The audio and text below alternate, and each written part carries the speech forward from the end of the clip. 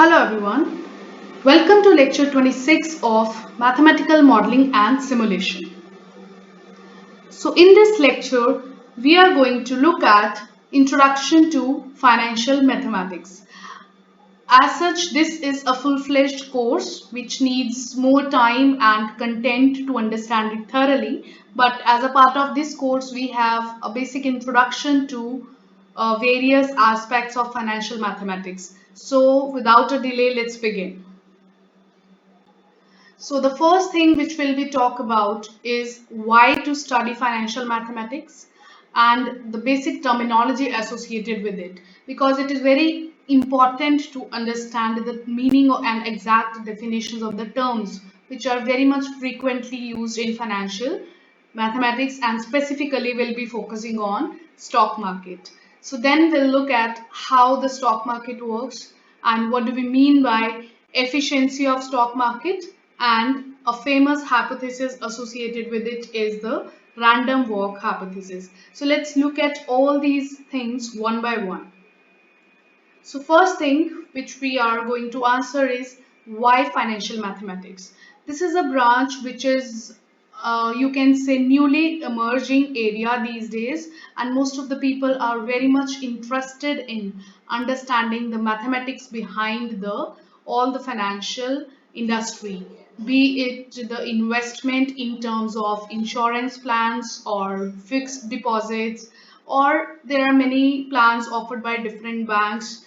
There are LICs offered by different insurance companies. So there are many ways in which money can be invested. So first thing is why anybody is interested in understanding the mathematics behind it, because everybody is investing to make money. We are investing in whatever form of investment. It can be a risk-free investment, it can be with risk, but the ultimate aim of investing is we want to increase the amount of money we have, we want to make more money. So that's everybody's aim, right? So obviously if you are able to understand the mathematics behind it, so you will be able to make more money in comparison to the others who do not have knowledge of the underlying mathematics behind that. Okay, so that's the aim of understanding the things mathematically.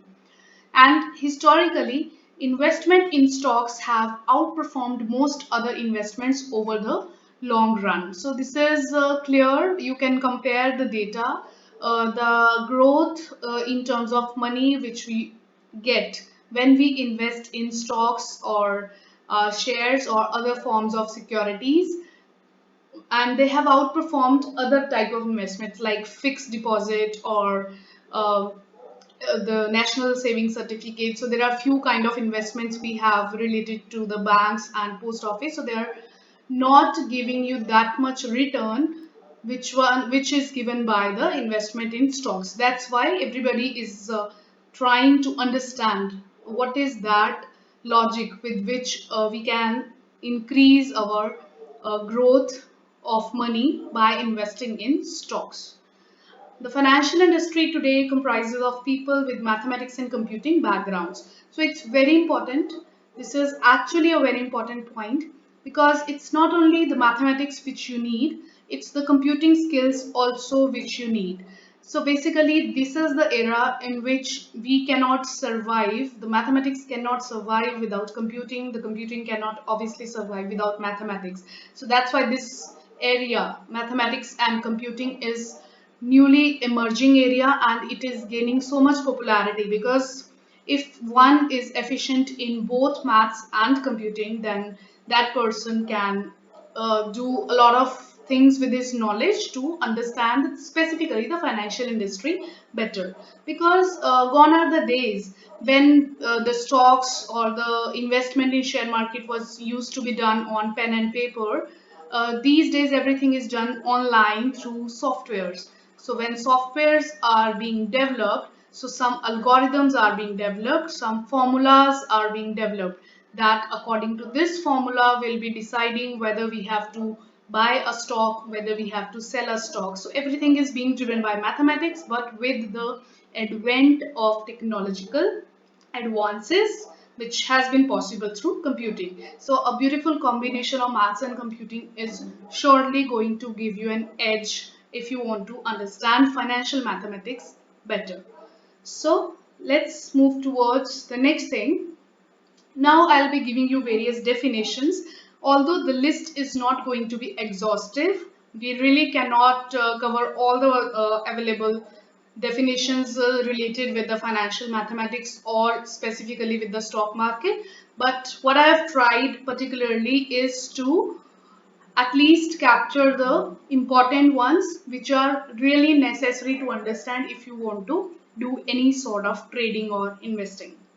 So the first definition we have is public company. Okay, I will not go with the word definition. They are just interpretations of these terms. They are not any. They are not the definitions given by any author or written in any book. Their meanings have been explained. Okay. So the first term we want to understand is what do we mean by a public company? So a public company is one which can open its shares to the general public. So there are two types of companies. There is a private company and there is a public company. So when anybody starts his or her own company like business, you get to form an organization, you name it on whatever name you want to keep it, and then you start doing your business with it.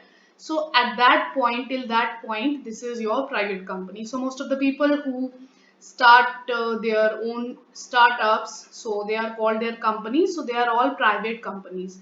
But the moment you raise the wealth of the company to a certain level and then you want more and more investment to grow further, so you will try to get your company listed as a public company so that you can open the share of the company to the general public so that more people, a general public, can also invest in your company, right? So we'll look at it how people do this, how the private company gets converted to the public company, not into detail, but there's a process which needs to be followed. So that's the meaning of public company. So the companies which are looking at in the market, like we have the TCS, we have the Infosys, we have many other companies, so they are all public companies.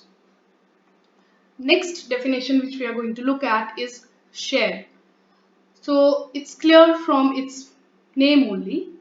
It's one of the equal parts into which a company's capital is divided. So obviously, suppose company has a capital of certain, suppose company has capitals, say 100 crores. So they launch their share that our one share is equal to say 100 rupees, right? So they have, that means the share they have kept, that any person who buys one share of them is of 100 rupees. So the number of shares will be crores. So the crores share will be divided by 100 crores. So that way will get one share price. So share is one of the equal parts. So equal part is important. It's not like a company has different share price. One share means it's having a standard money value associated with it, and how it is decided, the total company capital is being divided into the total number of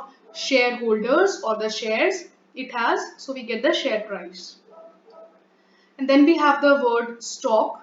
There is not much difference in between these two terms, share and stock. People use them in exchange of each other very frequently, but there is some technical difference, you can say. So a stock which is known as equity, you might have heard this word or read this word on the uh, in the markets, in the stock market. So there we have this equity term which is also used for stock. So they are meaning one and the same thing.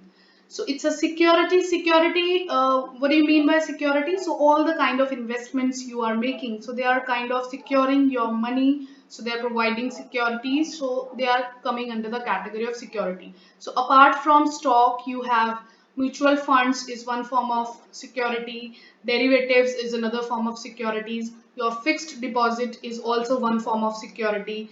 So securities are which are used as the terms which are used to invest money into the banks or in the markets. So stock is one type of security, you can say, and it represents the ownership of a fraction of a company. So if you have a stock of a company, so you own a fraction of the company, right? Say a company has 100 shares, and say you buy 10 shares of that company, so you have a 10% share in the company, so you own the company having 10% fraction, right? So that's how you decide. So 10 shares means you have certain stock of the company. This entitles the owner of the stock to a proportion of corporation's assets and profits equal to how much stock they own. So obviously, if for the total company, the total profit earned by company will be equally divided among all the shareholders. So according to your proportion in the company, you will get the equivalent profit. So whatever profit company earns, you are going to get 10% of that because you have a 10% proportion of the company's ownership. So that's the meaning of the stock. So you can say stock is a population of share. Share is one quantity, so you have to count it like how many shares you have: one share, two share, three share, or whatever. They can be numbers, integers, but stock is a kind of a proportion. But there is not much difference. You can use them interchangeably quite often. The meaning remains the same. Okay, so what is stock exchange? This word also you might have heard. Bombay Stock Exchange is a famous stock exchange we have. So stock exchange is, or it is also known as stock market. The stock market is any exchange that allows people to buy and sell stocks, or the companies to issue stock publicly. So obviously now you want to buy some stock of certain company, means you want to invest in certain company. So where do you go? So you have to go to the market. So it's as simple as that. You want to buy anything, say you want to buy a pair of jeans, so obviously you'll go to the market. And these days you can shop it online also. So whatever, you have to go to certain platform to do that transaction, to do that trading. So that place here is called the stock market or the stock exchange, where you can buy or sell stocks, and the companies are allowed to issue their stock publicly. This is something which I was telling you while explaining the meaning of public company, that the moment a private company decides that they want to open their shares for general public, so they have to kind of first time list their company, so they will be listing on the stock exchange. The next term we want to understand is a portfolio. I hope you might be familiar with this word. If not, it's easy to understand. It's collection of stocks of different companies. For example, you have certain amount, say you have 10 lakhs to invest. This is the money you want to invest in the market. But instead of investing it in one company, you decide some 3 to 4 different companies, and then you make the investment. Like 2 lakhs you invest in one company, 3 lakhs you invest in other company, and so on. So that means this 10 lakh you divide in a way, so this 10 is partitioned in certain ways. So say it is 2 plus 3 plus 5, this goes in one company, this goes in another, and this goes in another. So that is called portfolio. So you will create a portfolio that in company 1 you have made an investment, in company 2 you have made an investment, and in some company 3 you have made an investment. So this is your portfolio, how your portfolio looks like. So you have bought the stocks of different companies. So the portfolio does not necessarily means you have to invest in multiple companies. In your portfolio you can have the investment absolutely exactly in one company, but it gives you a option, right? It gives you a way that you have purchased the stock of different companies. So that is collectively called a portfolio. So this portfolio optimization is a very you can say famous or important thing to understand if you want to ideally or optimally decide, because the word optimization is there, so something is associated with it. Like your everybody's question is, okay, I have this much money, how would I decide that which company, how much should I invest? Suppose I have three options, then how I am going to decide in which company I should be investing 5 lakhs, in which company I should be investing 3 lakhs or 2. So whatever you want to find an optimal answer. So if you have understood the concepts of linear programming problem, the optimization techniques, so from there that word is coming. You want to get an optimal solution to this arrangement or distribution. So that comes in portfolio optimization, and then all sorts of the techniques of linear programming problem and even the non-linear programming problem are applied over there. So that's where it gets connected with mathematics very intensively. Okay, so here we are not obviously going to discuss that in detail. We are just understanding the meaning of the word portfolio. Moving next, we have the meaning of the word broker. So broker is somebody who does the investment for you, who buys or sells the stock for you in the stock market for a fee. So the broker is going to charge a fee. So your money is going to be with you. You will be contacting the broker that I want to invest in a particular company. So get me this much share, right? Or the broker can be advisor also. Some broker these days, so they have hired financial advisors obviously, so they'll advise you that this much, this company you need to invest, and so that you can have profit and all those things. So broker is somebody, intermediate person. So from you to market, you have some broker. So the broker is looking at all your investments, and for this he or she will be charging you a commission. So we have the brokerage, so that commission is called the brokerage.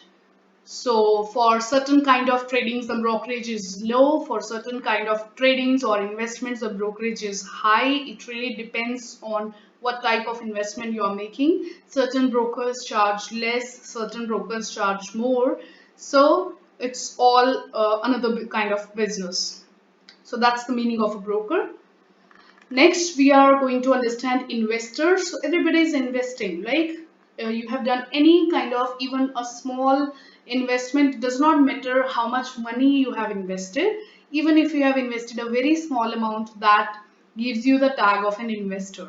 So it usually refers to a person who is interested in making long-term investment in stocks. So you might have heard the term trader. I'll come to the next definition. So there are two terms actually, investor and trader. So trader is usually used for those kind of persons who are interested in gaining quick profits by buying and selling stocks and focusing on short-term profits. Like they will focus on, okay, they buy a share say at 100, and then what happens? The share price goes up to 105, so they then sell it.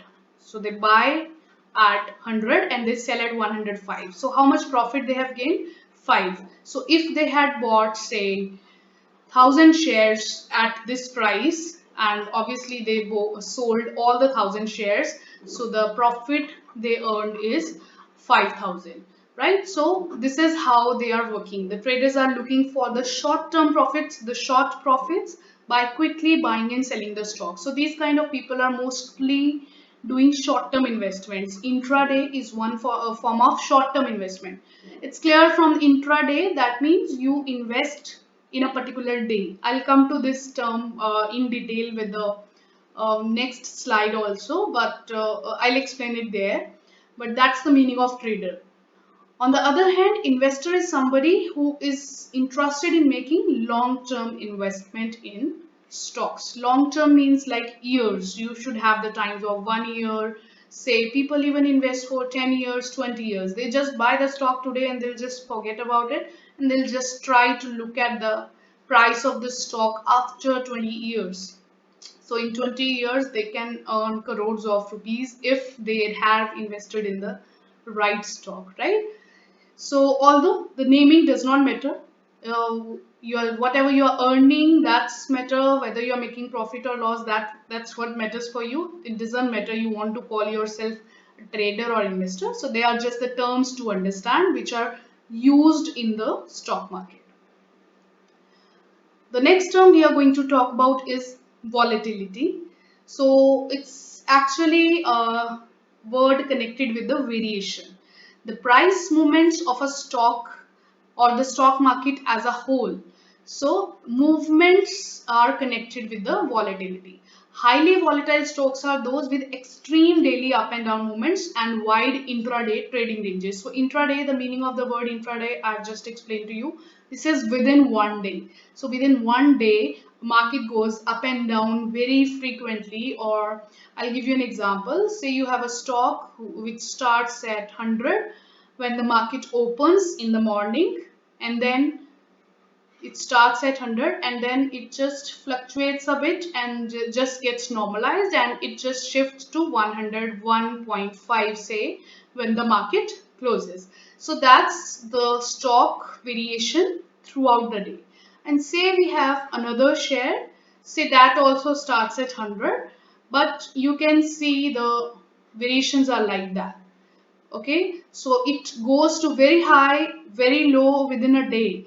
Although settles down wherever, it can settle down at 100, close to 100 or 102, or even higher or much lower. But this is this variation which we are talking about, the magnitude of the dip and the uh, you can say up and down. The magnitude of this is measuring the volatility. So this one, the second stock, I'm calling a volatile, highly volatile. The first one is the least volatile. So these are more riskier, you can say, because if a stock is behaving like that, people can lose a lot of money and they can earn a lot of money also, but that's riskier than this one. So the volatility is also measured as an important factor. We need to understand the volatility of a stock if we want to make an investment, right? So that's where we have mathematical ways of measuring the volatility. The next thing which we are going to talk about is IPO. It's called initial public offering. So the very first definition which I gave you was a public company, and I explained you that initially whenever anybody opens up a company, it's a private company, and then when they want to invest, when they want to open their company's share to the general public, they want to transfer from private to public company, so they will launch an IPO. So an IPO, that is initial public offering, is the first sale or the offering of a stock by a company to the public. So not every company is listed on the stock market, you can say. There are thousands of startups which are just working like that. So they are all private companies. So when one company's first time enters the stock market, so that is when they are open for general public. So the first time entry into the market is done through this process, IPO. They launch an IPO. This is called initial public offering, right? It happens when a company decides to go public. This is something I've just explained to you. Then we have the term stock symbol. So what do we mean by stock symbol? A stock symbol is a 1 to 4 character alphabetic root symbol that represents a publicly traded company. For example, the name of the company you can see is Tata Consultancy Services Limited. That's a huge name every time. So we have provided it an abbreviation, or you can say a symbol. So it's TCS, it's in short TCS. So on the stock market, it will be listed with this name. Infosys Limited is listed with this name, INFI, INFI, right? So there are different stock symbols given to every company. Next thing we are going to talk about is market index. So I was talking about stock exchange, stock market, that you need to go to the market to buy or sell the stock. So which two markets are there? So we have in India, so we have this Nifty 50 and Sensex. So this is connected with National Stock Exchange, and this is the market index of Bombay Stock Exchange. So in India, we have two stock exchanges, National Stock Exchange and Bombay Stock Exchange. This is the older one, but they were initially doing this all things on pen and paper, like on hard copy, just like you sign a contract. That's how you buy and sell your stocks. But the NSE brought everything to online and made everything even more you can say contemporary with the modern times, but still BSE is also popular. So these days, obviously, both of these use online ways of buying or selling the stocks. So these are stock markets, NSE and BSE. So there is a certain index associated with it. With NSE we have Nifty 50 and with BSE we have Sensex. So what are these? Nifty 50 is also just called Nifty, and Sensex, these are market indices of NSE and BSE respectively. So now the question comes into our mind, what is a market index? What is this term which I am talking about? It's okay, we got the connection that Nifty is associated with NSE, Sensex is associated with BSE, but what is this market index? So you might have those people who see the news or interested in the stock market, so they are might be already familiar with it.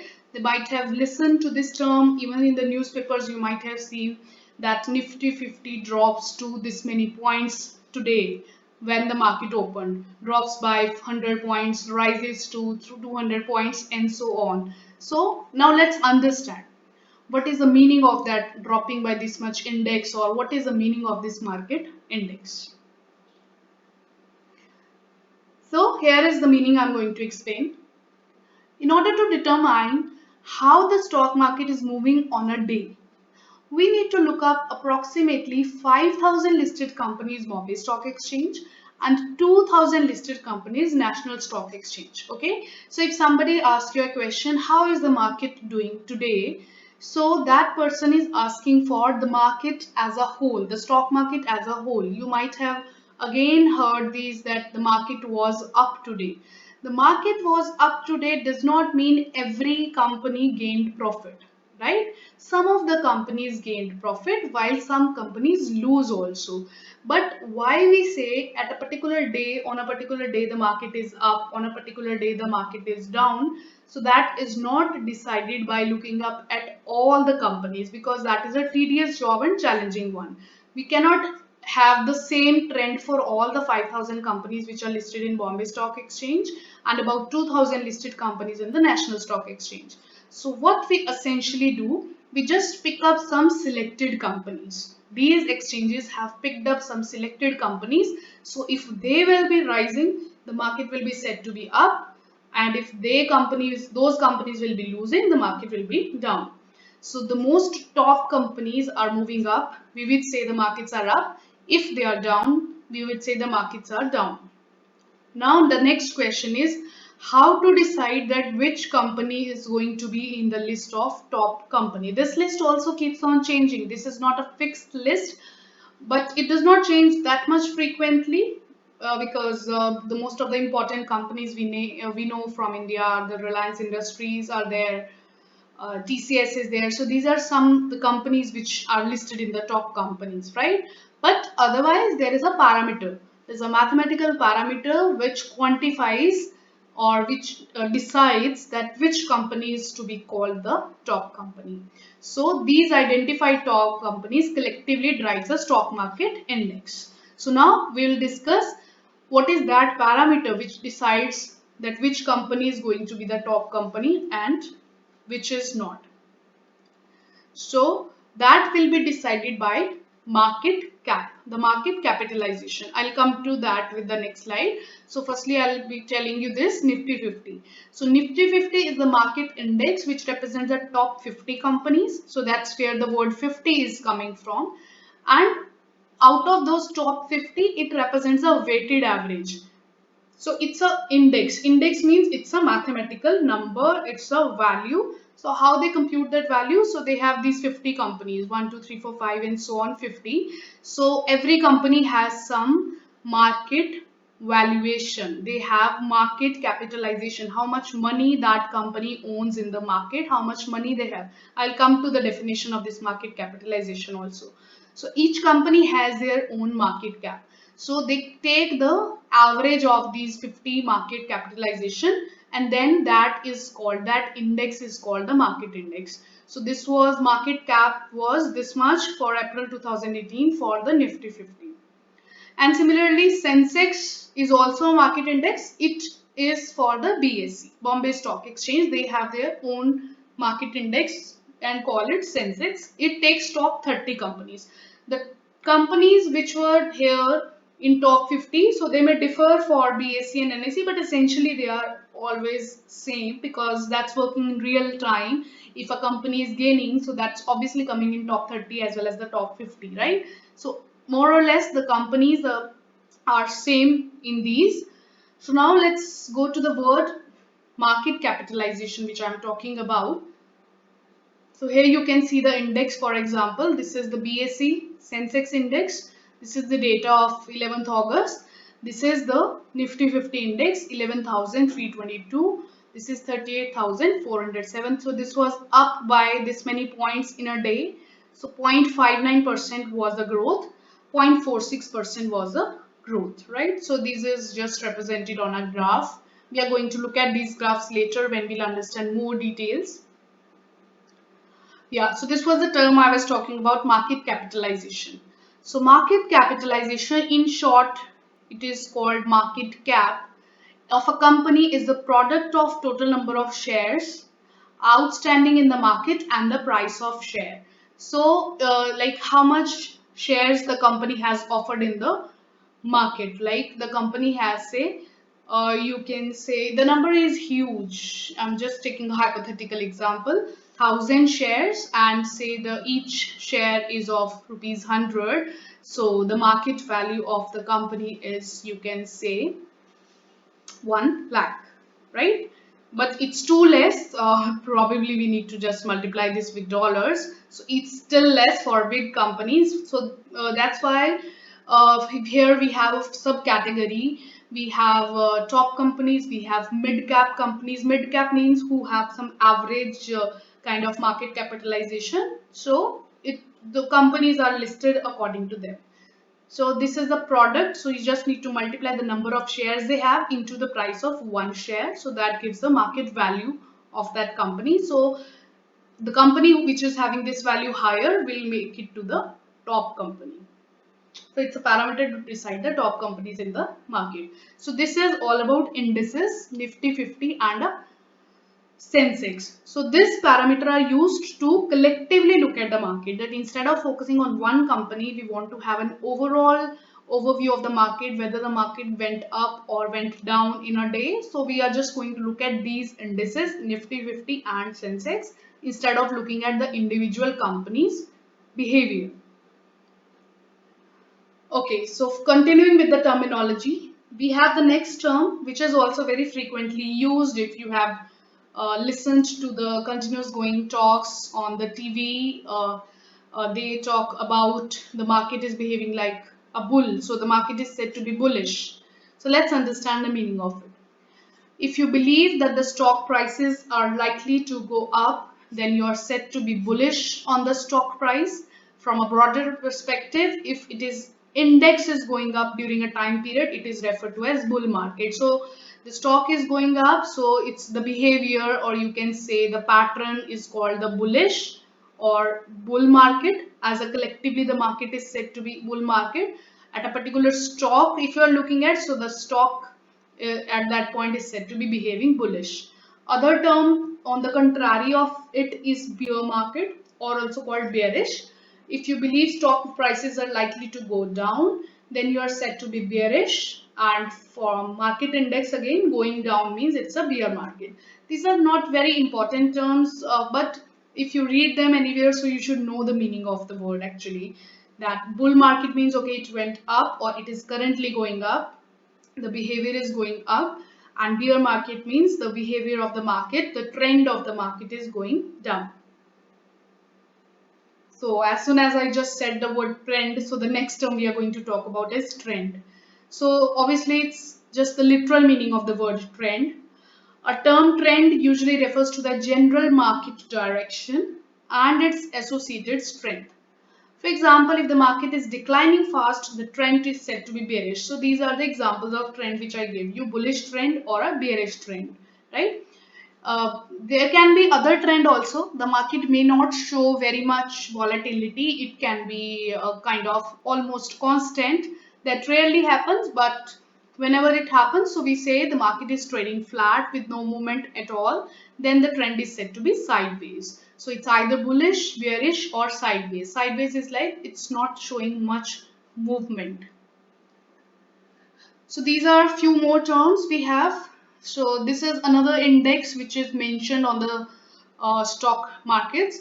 What is the 52-week high or low? So all of you are clear that there are 52 weeks in a year. So basically it's the annual, you can say, throughout the last year, how much, what was the highest price. So suppose in January 2019 there was a certain price of the stock, and you can say in January 2020 another certain price was there for a particular stock, and in between what happens, it takes like some high price. So from this point onwards to the 52 weeks back from this point, so if this is the highest price in the 52 weeks, so we say the market is on the, or the stock, that particular stock is on a 52-week high. It has never got that magnitude or that the highest value in the last 52 weeks. Similar is true for the low. So during the last 52 weeks, which also marks a year, we have the highest point is the 52-week high and the lowest point is the 52-week low. So these are also the important parameters. For example, you are trying to make a decision about whether I should be investing in a company or not, in a particular stock or not. So suppose today that stock price is going at, the stock price of that particular company is going at 52-week high. So obviously I should not invest there, I should not buy.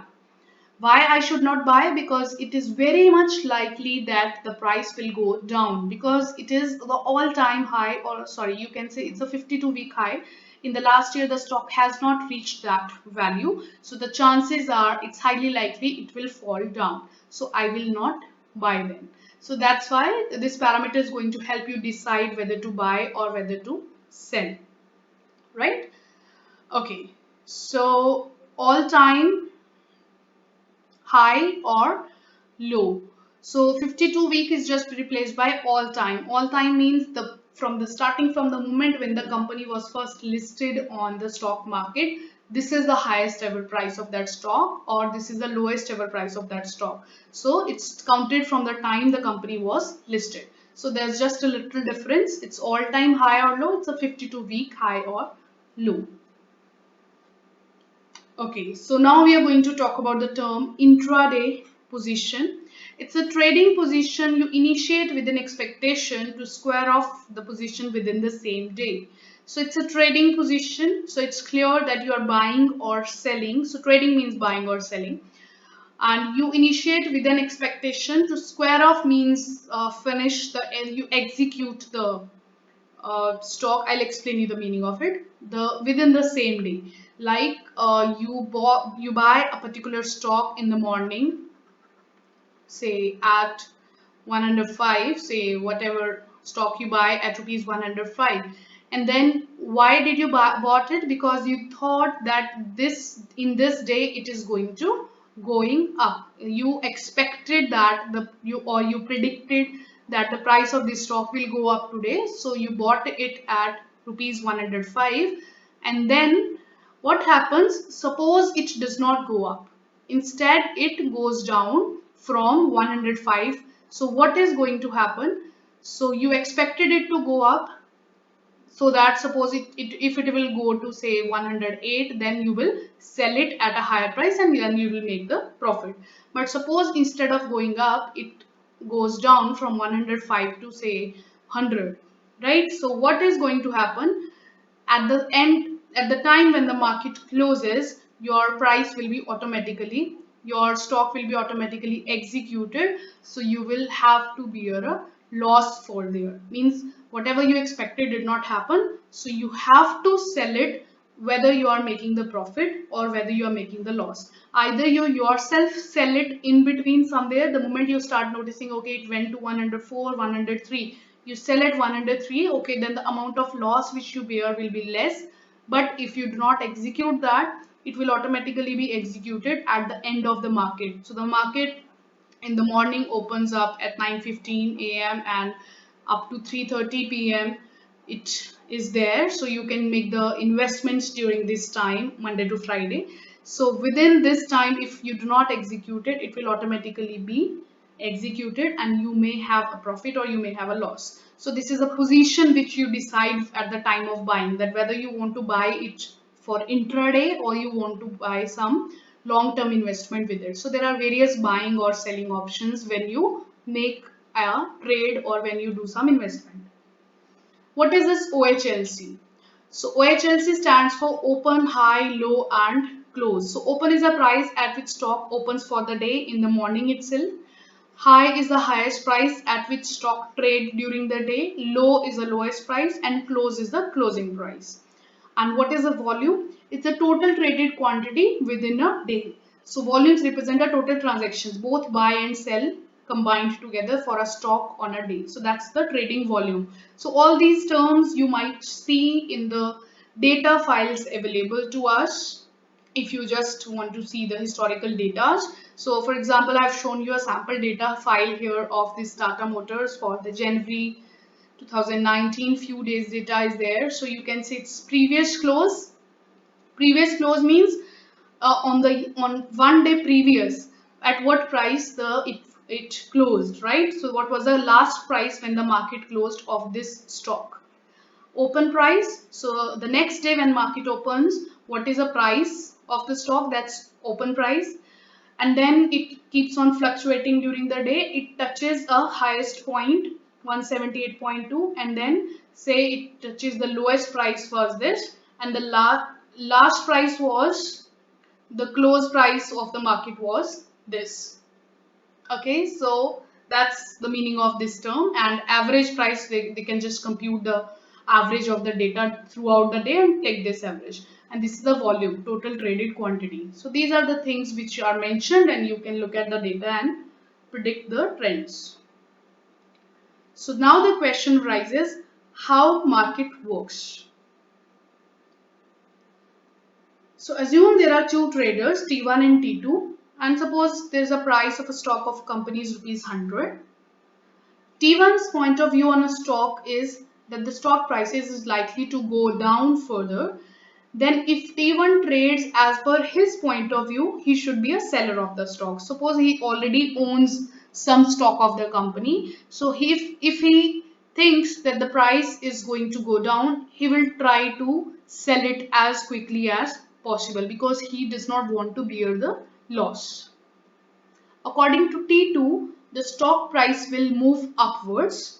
So if T2 trades as per his point of view, he should be a buyer. Because if he buys at a price and then the market goes up, he will sell at a higher price and thus he will make profit. So there can be different viewpoints associated with the same stock on the same day because not everybody thinks like that similar. So there's always a buyer waiting to buy a particular stock at a price and there is always a seller ready to sell the stock. So what happens? At rupees 100, T1 will be a seller and T2 will be a buyer. Okay, I have written here Yes Bank. It can be any stock. I did not want to take a particular example, but okay, let it be. Now both T1 and T2 will place orders to sell and buy the stocks because he wants to buy, T1 wants to sell, T2 wants to buy. So the stock exchange must ensure that these two orders are matched and the trade gets executed. So this is the primary job of the stock market, to create a marketplace for the buyer and seller. Obviously, if nobody is selling, then how anybody can buy? Because see, the stocks are already bought. There are never empty stocks. You can say there is never a free share available that anybody can buy. So it's always with someone. So if somebody wants a share of that company, so somebody has to sell, you can say. If somebody wants to sell, the other person is there to buy. So when the matching happens, the order gets executed. But all this happens in seconds, within seconds, right? It's not like when somebody will be wishing to sell it, only then somebody will be there to buy. So it just happens very dynamically and actively that this process is not even understood from that point of view. So you want to buy, you'll buy it immediately. There's a very little lag sometimes. That's how the market works. Now let's listen to the another term, which is efficiency of stock market. So when do we say the stock market is efficient? This is given by a famous hypothesis known as the efficient markets hypothesis. In short, this is called EMH, the efficient market hypothesis. This states that the current stock prices fully reflect available information about the value of the firm, and there is no way to earn excess profits by using this information. So this hypothesis states that the market is completely unpredictable, that the price which you are looking at for a particular stock, say you are looking at the price of a particular stock is rupees 100, then according to this hypothesis there is absolutely no way of predicting that whether this is going to go up or it is going to go down. Because see how we make that prediction, we make that prediction by looking at the company's history. Okay, yesterday this company signed a deal with an international company, so today its share price should increase. That's how we just assume, or we just predict the price to go up or go down. But this market hypothesis states that there is no way to predict those things. So that's why it's impossible, or you can say it's difficult to earn the profits. And if you are earning the profits, that is happening randomly, that is happening by chance. That's the meaning of this hypothesis. The first time this term efficient market was used by E.F. Fama in a paper 1965, which was published in 1965. This hypothesis suggests that profiting from predicting price movements is difficult and unlikely, as I just told you. The price changes because of arrival of new information. So the price is going to change when the new information is coming. So the price itself contains all the information. If you are able to think that according to that information the price is going up or down, you are doing a wrong prediction. In other words, we have for efficient market, a market is said to be efficient if prices adjust quickly and on average without bias to new information. As a result, the current prices of securities reflect all the available information at any given point in time. Consequently, there is no reason to believe that the prices are too high or too low. Security prices adjust before an investor has time to trade on and profit from a new piece of information. Like you just got a new information that according to that information the stock price should go up. So what this is saying, the stock prices automatically goes up even before you make a decision to trade, right? So you won't be able to get that benefit according to the efficient market hypothesis. So there is a myth associated with it. Some people understand it all wrong. So I have tried to explain it here. EMH claims that investors cannot outperform the market. So this is a myth. So this is not the meaning of the efficient market hypothesis, that you cannot outperform the market. Because we can see the successful analyst Warren Buffett, who has been the maximum you can say the most talked person, who has earned so much money from the market itself. So they are obviously able to do exactly that. Therefore, EMH must be incorrect. But the fact is, EMH does not imply that the investors are unable to outperform the market. They are just saying that one should not be expected to outperform the market predictably or consistently, right? You can do it by chance, but you cannot have a skill of your own, or you cannot design an algorithm or pattern which is going to confirm that you are going to gain profit from it. That's what EMH is against, that there is no algorithm or there is no extra skill anybody can learn that okay, this is the way to earn money. That is not possible. But if you can make money, that is possible, but that is purely just by chance. So since something is happening by chance, so you cannot do it repeatedly, right? So you cannot do it consistently. So that's all about EMH. Next, we are going to talk about random walk hypothesis, and for that, you just look at this figure. So this is a molecule in yellow which I have shown is colliding with all the other molecules, and the moment it gets collided, you can see this is happening randomly, right? It goes in one direction, gets collided there, changes the direction, then again gets collided, changes the direction. So it's just like behaving like a drunkard man, you can say, who is walking on the road and other people are running haphazardly there. So just the drunken man is going to, you know, collide with other persons randomly, and he will change his path accordingly, but will be never able to reach at a particular destination. So it's a very famous theory, the random walk. There are one-dimensional random walks, there are two-dimensional random walks, so you can read about them more in detail.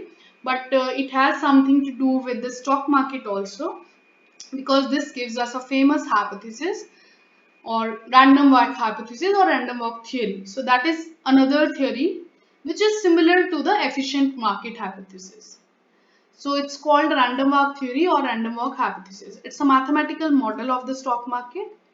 As per this theory, the price of securities in the stock market evolve according to a random walk. So that's what I just explained to you, that it happens randomly.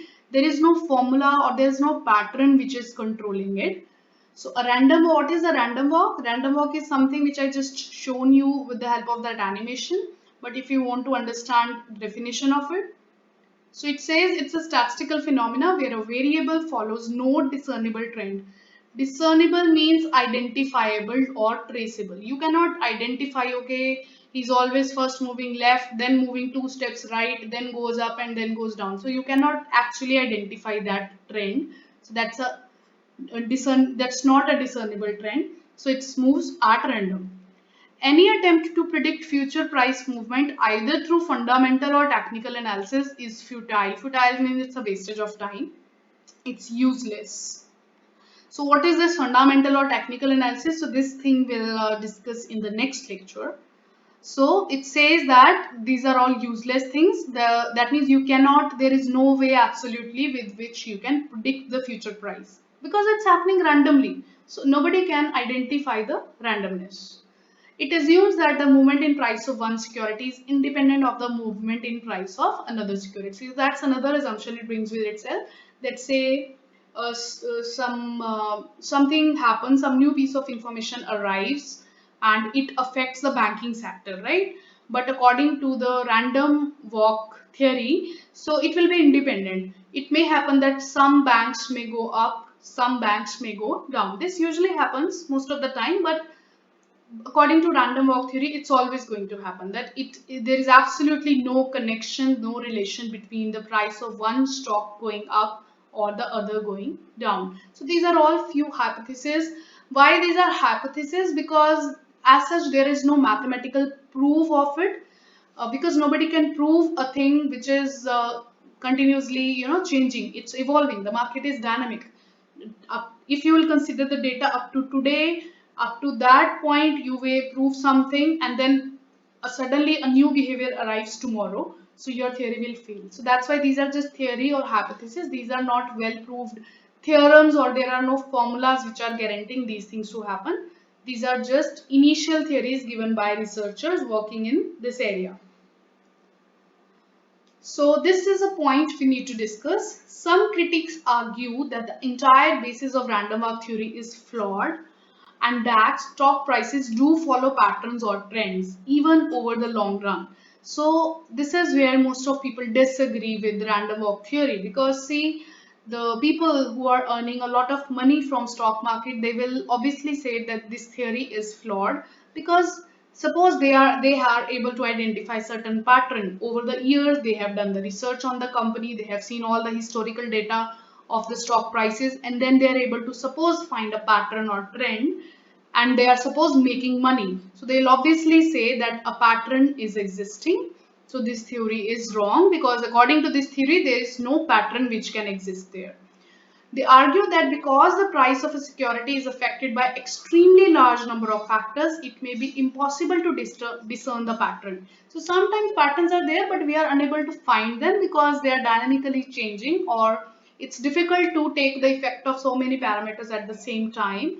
So they may say that it might be impossible to identify the pattern, but that does not mean the pattern does not exist. So that's the main argument which these critics gave, and they gave it because they earn money by following the trends or the patterns. So this is completely opposite of the technical analysis, because we'll learn this technical analysis. So this is one analysis which helps us to predict the stock prices up to a very reasonable accuracy in many cases, not always, but in many cases. So those people who believe in technical analysis, they cannot believe in the random walk theory.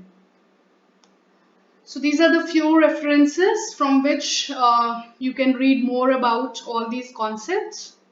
In the next lecture, we are going to look at what are the different types of analysis of market, like technical analysis, as I just gave you this term. This is one type of analysis, but there are more types of analysis also, so that we are going to see at in the next lecture. Thank you.